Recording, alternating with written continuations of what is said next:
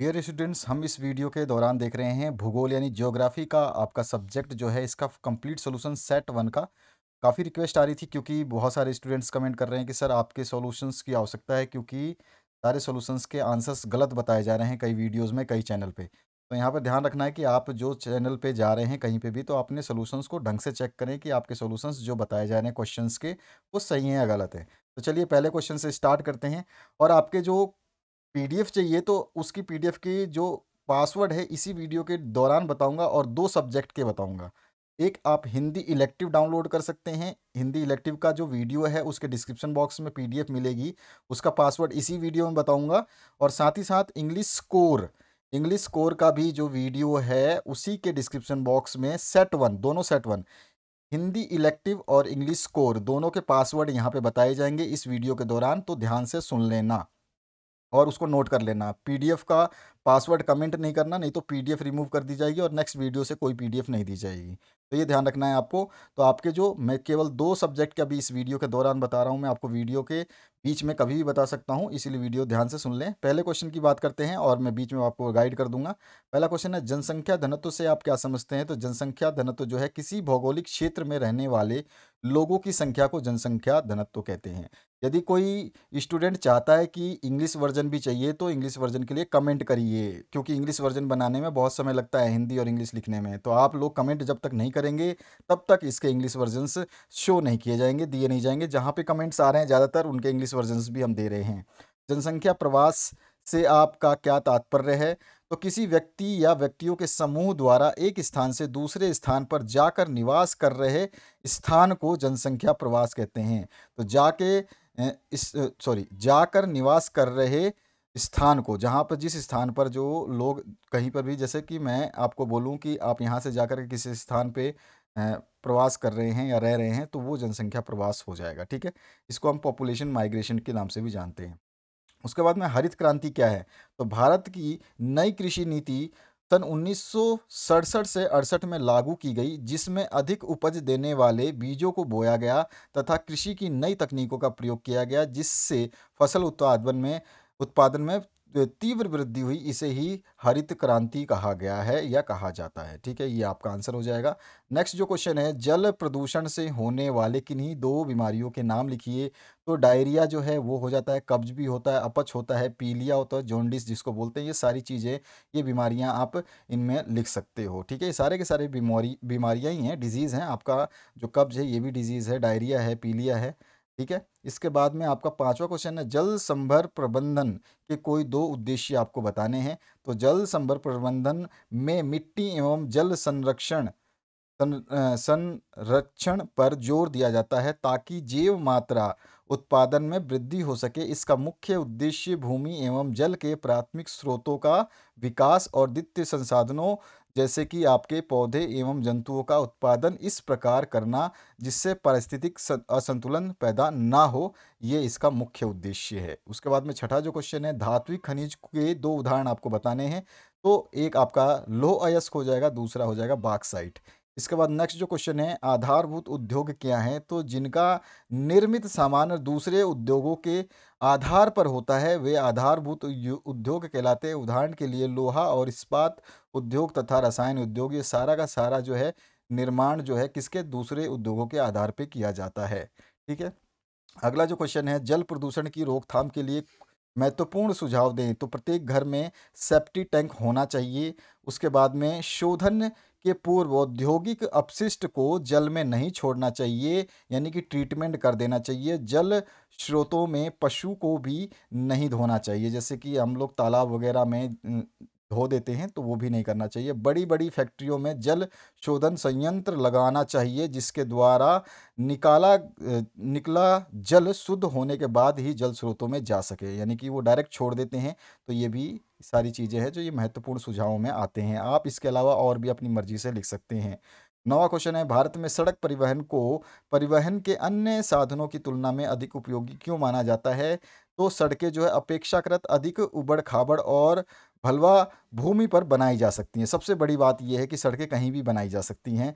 सड़कों के द्वारा सड़कें द्वार से द्वार तक सेवा प्रदान करती हैं, डोर टू डोर सर्विस है सड़कों द्वारा। उसके बाद में सड़क परिवहन अन्य परिवहन साधनों की पूरक है, ठीक है? मतलब कि अगर रेल में भी माल आपको देना है, रेल से भी भेजना है, तो सबसे पहले रेल तक पहुंचने के लिए सड़क से ही जाना होगा। शीघ्र खराब होने वाले सामान जल्दी से ढोए जा सकते हैं सड़क परिवहन के माध्यम से। उसके बाद में थोड़ी दूरी की यात्रा के लिए भी बहुत ही सुविधाजनक है ये, और सड़कों का निर्माण और रख-रखाव आसान, और इसकी जो लागत है वो भी कम होती है। तो इस तरह से ये सारे पॉइंट्स जो हैं आप इंक्लूड कर सकते हैं। इसके बाद में आकार के आधार पर विनिर्माण उद्योगों को वर्गीकृत कीजिए। तो कुटीर उद्योग जो है स्थानीय कच्चे माल का प्रयोग करते हैं, ये हो गया एक। छोटे पैमाने के उद्योगों में अर्धकुशल श्रमिक और शक्ति संसाधनों से चलने वाले यंत्रों का उपयोग करते हैं। और उसके अलावा जो है आप बड़े पैमाने के उद्योग में जो है कुशल श्रमिक जो है प्रौद्योगिकी और शक्ति संचालक मशीनों का प्रयोग करते हैं। तो ये सारे आप जो है क्लासिफाई कर सकते हैं बेसिस ऑफ साइज पे, जिसको हम बोलते हैं लघु कुटीर और बड़े पैमाने के उद्योग, स्मॉल, लार्ज और मीडियम इंडस्ट्रीज, ठीक है। इसके बाद में नेक्स्ट जो है गैर परंपरागत ऊर्जा स्रोतों का वर्णन करना है आपको। गैर परंपरागत स्रोतों में बहुत सारी चीज़ें आती हैं, जैसे कि आपकी परमाणु ऊर्जा है, ये गैर परंपरागत ऊर्जा स्रोत में आती है। सौर ऊर्जा जो है ये भी आपका उसी में आता है। पवन ऊर्जा है जो, ये भी उसी में आता है। तो सभी में हमने दो दो चार चार लाइनें लिखी हैं। आप इनमें से कोई भी जो है चार या पाँच या तीन कम से कम आप ब्यौरा करोगे। एक 3 नंबर का क्वेश्चन है तो तीन तो कम से कम आपको बताने होंगे। तो परमाणु ऊर्जा का आप बता दोगे, यहाँ पर आपका पूरा डिटेल में मैंने लिखा है बिल्कुल सही तरीके से। आप आराम से पढ़ोगे तो आपको पूरा समझ में आ जाएगा, डिटेल्ड है। उसके बाद में सौर ऊर्जा के बारे में बताया है हमने, जो कि सौर ऊर्जा क्या है, फोटोवोल्टाइक टेक्नोलॉजी के इस्तेमाल से सौर ऊर्जा को उत्पन्न करती है, ठीक है। और भुज के पास में जो मादापुर है, वहाँ सबसे बड़ा सौर ऊर्जा प्लांट बनाया गया है, और अभी आने वाले समय में थार मरुस्थल में भी लगाया जा सकता है। पवन ऊर्जा है, इसके बारे में भी आप बता सकते हैं। और इसके बाद में आप बायोगैस जो है, ये भी आपका गैर परंपरागत या जो है ऊर्जा स्रोतों में आता है। उसके अलावा ज्वारीय ऊर्जा है, ये भी कर सकते हैं, और भूतापीय ऊर्जा है ये भी। तो इनमें से कोई भी 4 से 5 पॉइंट आपको याद रखने हैं। इसके बाद नेक्स्ट जो क्वेश्चन है, वर्षा जल संरक्षण क्या है? इसके 4 उद्देश्य बताइए। तो वर्षा जल संरक्षण विभिन्न उपयोगों के लिए वर्षा जल रोकने और एकत्र करने की सिंपल सी विधि है, ठीक है। तो इसको हम बोल देंगे वर्षा जल संरक्षण, ठीक है। उसके बाद में इसके उद्देश्य क्या है? उद्देश्य बहुत ही इंपॉर्टेंट है, देखिए। जल संभार प्रबंध में मिट्टी एवं जल संरक्षण पर जोर दिया जाता है, जिससे कि जैव मात्रा उत्पादन में वृद्धि हो सके, है ना। तो जल संग्रहण के उद्देश्य हैं। और भूमि एवं जल के प्राथमिक स्रोतों का विकास, द्वितीय संसाधनों, पौधे एवं जंतुओं का उत्पादन इस प्रकार करना चाहिए जिससे कि पारिस्थितिक संतुलन पैदा ना हो। और जल संभार प्रबंध न केवल जल संभार समुदाय का उत्पाद एवं आय बढ़ाता है। इसके अलावा जल संभार जो है प्रबंध सूखे एवं बाढ़ से भी लोगों को राहत देता है, तथा नीचे बांध एवं जलाशयों का सेवा काल भी बढ़ता है, अर्थात इसमें जल के स्तर की भी बढ़ोतरी होती है। तो इस तरह से जल संरक्षण के जो है हम 4 उद्देश्य बता सकते हैं, ठीक है। अब इसके बाद में नेक्स्ट जो है आपका 13 नंबर क्वेश्चन, भारत में कृषि की प्रमुख समस्याओं का वर्णन करना है। तो भारत में कृषि की बहुत सारी समस्याएं हैं, आप कोई भी मेजर प्रॉब्लम्स लिख सकते हैं। तो स्वतंत्रता के पश्चात जो है कृषि विकास के लिए अनेक कार्य हुए, इसके बावजूद भी भारतीय कृषि में अनेक समस्याएं हैं। जैसे कि आप पॉइंट में देखेंगे तो भारत में जनसंख्या की वृद्धि बहुत ज़्यादा तीव्र है, फलस्वरूप प्रति व्यक्ति उपलब्ध भूमि औसत निरंतर कम होता जा रहा है। उसके बाद में सिंचाई के अस्थायी साधनों का अभाव भी है, यानी कि वर्षा पर ही ज़्यादातर जो है फसलें डिपेंडेंट रहती है, किसान डिपेंडेंट रहते हैं। ये एक बहुत बड़ी बात है जो असुरक्षित और संवेदनशील बनाती है कृषि को। उसके अलावा आप बता सकते हैं वित्त का अभाव, यानी पैसे का भी अभाव रहता है, जिसके लिए जो किसान है वो छोटे गैर संस्थागत लोगों के पास जाते हैं, और वहाँ पर महाजन जैसे साहूकार लोगों से अपने ऊंची ब्याज पे रकम को जो है लेते हैं, और फिर वो लोग जो है दर जो है ज़्यादा वसूलते हैं, वो बैंकों के पास नहीं जाते। ये भी एक समस्या है। तो इस तरह की समस्याएं आप बता सकते हैं। 14 नंबर जो क्वेश्चन है, जनसंख्या प्रवास को प्रभावित करने वाले अपकर्ष कारक जो है आपको बताने हैं। तो अपकर्ष कारकों में जो है रोजगार के बेहतर अवसर, ठीक है, जीवन यापन की अच्छी दशाएं, शांति व सुरक्षा चाहिए, अनुकूल जलवायु के लिए, जल की उपलब्धता के लिए, और उसके बाद में समतल उपजाऊ भूमि, शिक्षा एवं स्वास्थ्य सेवाओं आदि का विकास आदि ऐसे कारक किसी भी स्थान पर अप्रवास का कारण बनते हैं और विश्व के ऐसे स्थान लोगों को अस्थायी रूप से बसने के लिए जो आकर्षित करते हैं और आकर्षण का केंद्र है। तो ये आपके प्रवास के प्रभावित करने वाले अपकर्ष कारक हैं, ठीक है। इसके बाद में नेक्स्ट जो क्वेश्चन है 15 नंबर, भारत में जनसंख्या वितरण घनत्व को प्रभावित करने वाले किन्हीं 5 कारकों की व्याख्या आपको करनी है। तो सबसे पहला कारक जो है आपका भू आकृति यानी कि उच्चावच बोलते हैं जिसको, तो भू आकृति भी आप डायरेक्ट लिख सकते हैं, जो कि आपका इसका सीधा संबंध होता है धरातल की बनावट से, यानी धरातल कैसा है, वहाँ के पर्वत, पठार, मैदान, नदी कैसी विद्यमान है जो लोगों को बसने के लिए प्रभावित करती हैं। पर्वतीय क्षेत्रों में विरल जनसंख्या पाई जाती है क्योंकि वहाँ की धरातल समतल नहीं होती, जल का अभाव रहता है, भूमिगत जल जो है वो बहुत ही नीचे होता है, यातायात और संचार की सुविधाओं का विकास काफ़ी कठिन होता है, भोजन के लिए कृषि का कार्य भी काफ़ी कठिन होता है। तो ये एक भू आकृति जो है हमारे को प्रभावित करती है, ठीक है। ये पहली बात आ गई भारत में जनसंख्या वितरण को प्रभावित करने वाला। अब इसके बाद में नेक्स्ट जो है आपका, ये आपकी जल की उपलब्धता भी है। जल नहीं होगा तो फिर इंसान नहीं होंगे, तो जहाँ से सुगमता से जल मिल जाए, आसानी से उपयोग के लिए जल मिल जाए, क्योंकि पर डे की रिक्वायरमेंट सबसे एसेंशियल रिक्वायरमेंट जो है आपकी जल है, तो वो भी आपको जो है एक जनसंख्या को प्रभावित करती है। उसके अलावा जलवायु भी है, किसी को वहाँ का एटमॉस्फेयर और टेम्परेचर सूट नहीं करता, जैसे कि उष्ण और अति शीत जो जलवायु है वो मानव के लिए मतलब हितकारी नहीं है, ठीक है। तो वो भी क्या है, ऐसी जगह पे नहीं रहना चाहते, वहाँ से लोग जो है हट जाते हैं। अत्यधिक वर्षा जहाँ होती है, हिमपात होती है, तापमान जहाँ पे ज़्यादा कम होता है, वो भी असुविधा का कारण बनती है और लोग जो है इन क्षेत्रों में कम पसंद करते हैं रहना और वहाँ से भी वो लोग हट जाते हैं। ये भी जलवायु हो गया। मृदाएँ हैं हो गई, यानी मिट्टी, उपजाऊ मिट्टी वाले क्षेत्र कृषि के लिए उपयुक्त होते हैं और जहाँ पे अच्छी कृषि होगी वहाँ पे लोग जो है ज़्यादातर बसेंगे, ठीक है। इसके कारण उपजाऊ जो मिट्टी है, जलोढ़ मृदा वाली नदियों के क्षेत्र में लोग अधिक निवास करते हैं, तो कुछ कुल मिला के मृदा जहाँ पे अच्छी होगी वहाँ पे लोग ज़्यादातर निवास करेंगे। उसके बाद में औद्योगिकरण भी एक फैक्टर है जो लोगों को जनसंख्या वितरण के लिए प्रभावित करता है, क्योंकि लोग चाहते हैं कि वो इनकम, पैसे कमाएं, शिक्षा ले, बैंक से जुड़ें, सभी चीज़ों को जो है ये प्रभावित करता है। तो एक आपका ये भी कारण हो जाएगा, तो इसको भी आप लिख सकते हैं। और आपको याद रखना है कि मैं आपको हिंदी इलेक्टिव का पहले पासवर्ड बता रहा हूँ, उसको नोट करिए। Hindi elective set one, Hindi elective set one का पासवर्ड है 28464, ठीक है। दोबारा हिंदी में बोल रहा हूँ आपको, हिंदी इलेक्टिव सेट वन का जो वीडियो है उसके डिस्क्रिप्शन में आपको पीडीएफ मिलेगी और उसमें ये पासवर्ड डालोगे तो खुल जाएगा। पासवर्ड बता रहा हूँ 28464, यानी कि 28464, यानी कि 28464, 5 नंबर हैं ये, इनको डालोगे तो वो पीडीएफ खुलेगी। उसके बाद में नेक्स्ट जो है आपका इंग्लिश स्कोर, उसको मैं आगे बता दूंगा।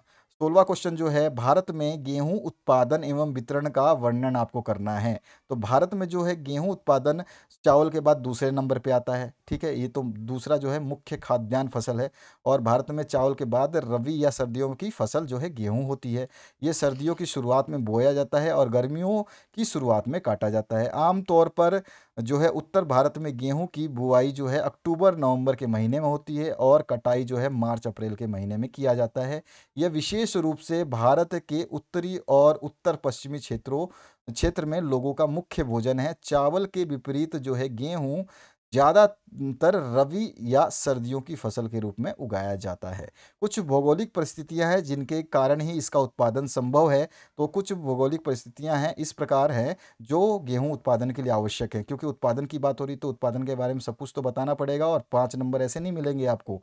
तो यहाँ पर जो है तापमान एक कारण है जिसमें आपको 10 से 15 डिग्री सेल्सियस जो है इसकी, जब बुआई के समय जो है इतने तापमान चाहिए, यानी कि सर्दियों का टाइम चाहिए, कम टेम्परेचर होता है और पकने के टाइम में 21 से 26 यानी गर्मी स्टार्ट हो जानी चाहिए, ठीक है। दूसरा है वर्षा।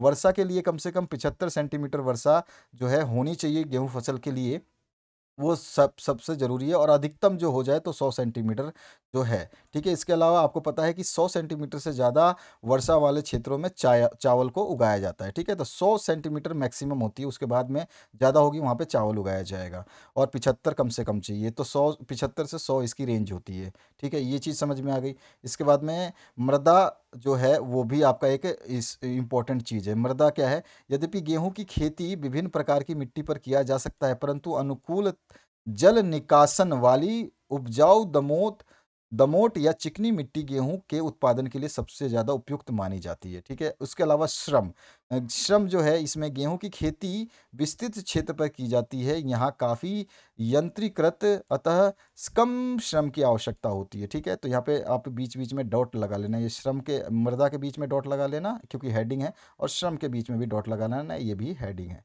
इसके बाद में वितरण, जैसे ये डॉट लगा रखा है वितरण में, वितरण जो हमारा लास्ट इसमें पूछा गया कि वितरण का वर्णन करना है, तो वितरण में कुछ नहीं है। भारत में गेहूं उत्पादन के लिए के मुख्य क्षेत्रों में उत्तर प्रदेश, पंजाब, हरियाणा, राजस्थान, मध्य प्रदेश, गुजरात और महाराष्ट्र हैं। ये देश में कुल गेहूं उत्पादन का 66% से भी ज़्यादा भाग जो है इन केवल उत्तर प्रदेश, पंजाब और हरियाणा से होता है। तो यहाँ से जो है वितरण होता है। ये हो गया आपका सोल्यूशन। आते हैं 17 नंबर क्वेश्चन पे। 17 नंबर है मृदा प्रदूषण से आप क्या समझते हैं? मृदा प्रदूषण के कारणों को लिखना है। तो मृदा प्रदूषण का मतलब है मृदा में प्रदूषण। तो मृदा प्रदूषण का मतलब है मृदा प्रदूषण में प्रदूषण मृदा में होने वाले प्रदूषण को कहते हैं, और मृदा प्रदूषण में मानव जनित रसायनों की उपस्थिति और मिट्टी में अन्य परिवर्तन शामिल है। उर्वरकों और कीटनाशकों के उपयोग की मानवीय गतिविधियां मिट्टी की जो है गुणवत्ता को प्रभावित करने के मुख्य कारक है। खनन है, कृषि है, वनों की कटाई इत्यादि जो है प्रमुख गतिविधियां हैं जो प्रत्यक्ष या अप्रत्यक्ष रूप से मिट्टी को प्रभावित करती हैं।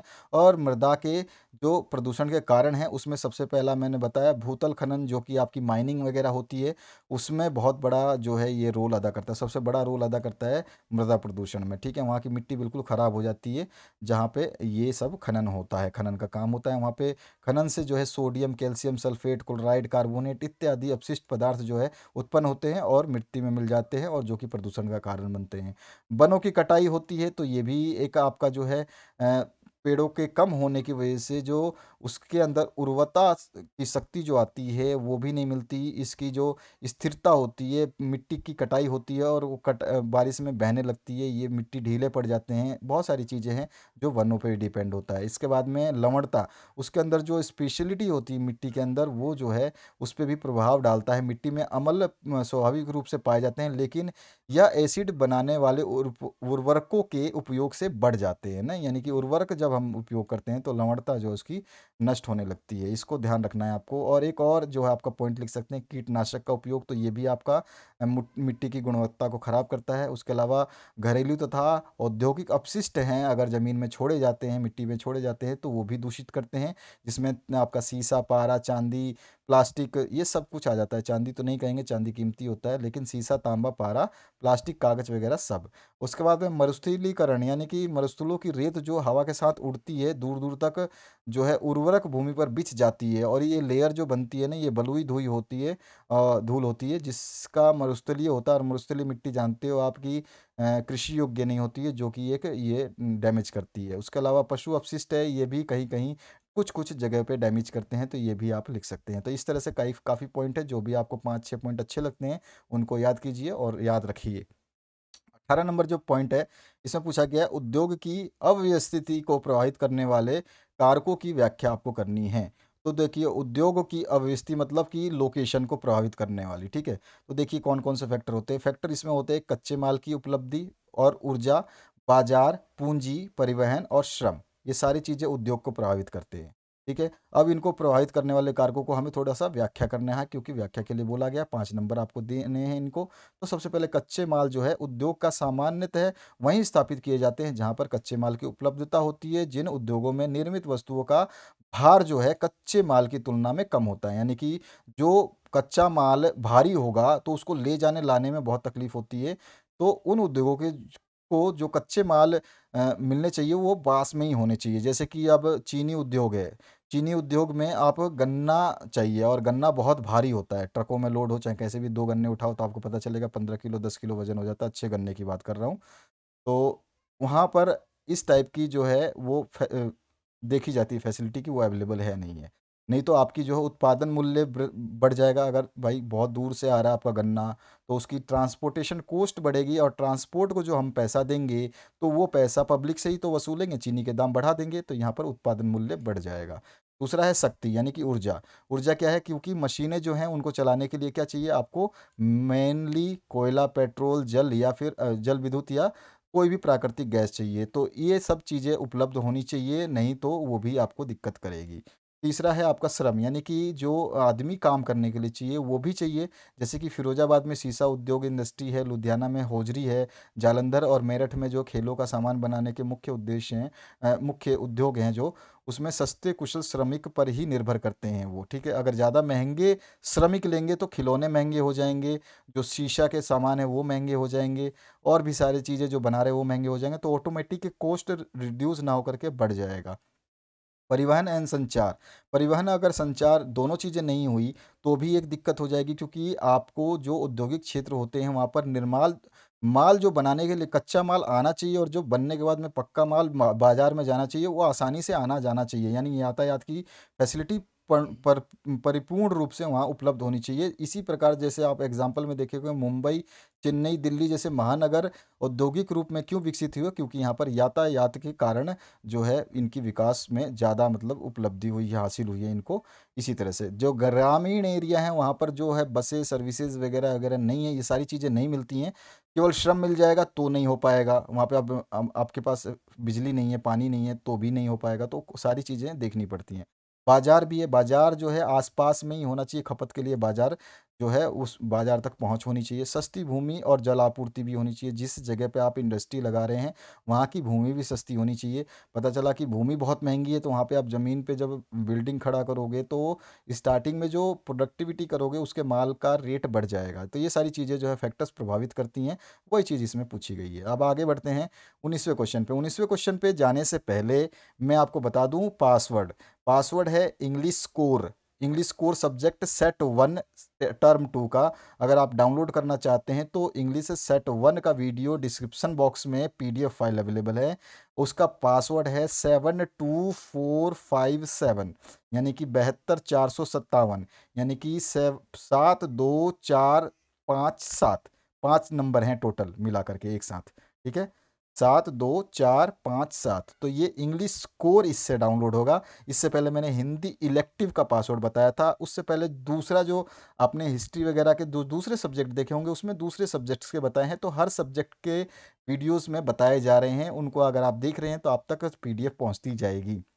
याद रखना है पीडीएफ का पासवर्ड कमेंट ना करें, अन्यथा पीडीएफ भी रिमूव कर दिया जाएगा और नेक्स्ट वीडियो से पीडीएफ नहीं डाली जाएगी, तो आपको समस्या हो सकती है, आप ये ध्यान रखें।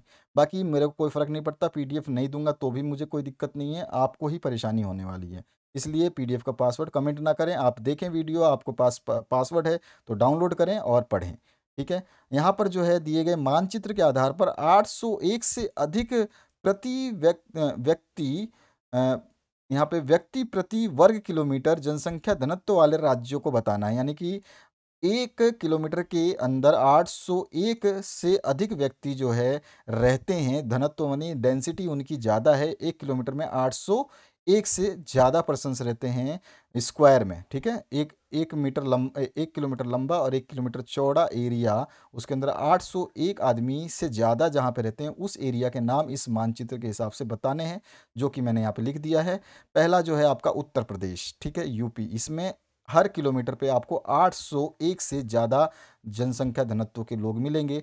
दूसरा है आपका बिहार, इसमें भी आपके 801 से ज़्यादा घनत्व के लोग मिलेंगे। यहाँ पे ग्राफ जो है यहाँ पे शो कर रहा है, ठीक है। और तीसरा है आपका पश्चिम बंगाल, ये पूरा का पूरा पश्चिम बंगाल यहाँ से यहाँ तक है, इसमें भी 801 से घनत्व ज़्यादा मिलेगी। और एक है केरल, केरल में भी 801 से घनत्व ज़्यादा है, ठीक है। तो ये 4 ऐसे राज्य हैं जिनको हम 801 से ऊपर के जनसंख्या घनत्व वाले प्रति व्यक्ति प्रति वर्ग किमी में हम रख सकते हैं। बिल्कुल 100% श्योर आंसर है, एनसीईआरटी बुक में भी अवेलेबल है, ठीक है। तो ये है वह आपका सॉल्यूशन पूरे ज्योग्राफी का। नेक्स्ट सब्जेक्ट के लिए कमेंट करना बिल्कुल ना भूलें, ताकि हम सारे के सारे सॉल्यूशंस आपके अपलोड करें। अगर इंग्लिश वर्जन हिंदी वर्जन दोनों चाहिए तो उसके लिए मैक्सिमम कमेंट करें, मैक्सिमम शेयर करें। आपको 2 पीडीएफ के पासवर्ड मैंने इस वीडियो के दौरान बता दिए हैं। अगले सब्जेक्ट के लिए आप ज़रूर कमेंट करें कि कौन सा चाहिए, उसके लिए हम आपका वेट करेंगे। और आप लोग सभी को शेयर करिए ताकि दूसरे लोग भी कमेंट करके हमें बताएं कि उनको कौन से सब्जेक्ट की रिक्वायरमेंट है। सारे सब्जेक्ट्स आपके सॉल्व किए जाएंगे। जितना जल्दी जिस जिस जिस सब्जेक्ट का कमेंट आएगा उस सब्जेक्ट को पहले डाला जाएगा। तो आशा करता हूँ इस वीडियो से आप लोगों को थोड़ी बहुत संतुष्टि मिली होगी, और जितने भी राइट आंसर्स है वो उनको ध्यान से देखिए ताकि आपको कोई दिक्कत ना हो। तो आशा करता हूँ इस वीडियो को आप ज़रूर शेयर करेंगे। Thank you very much, have a good day.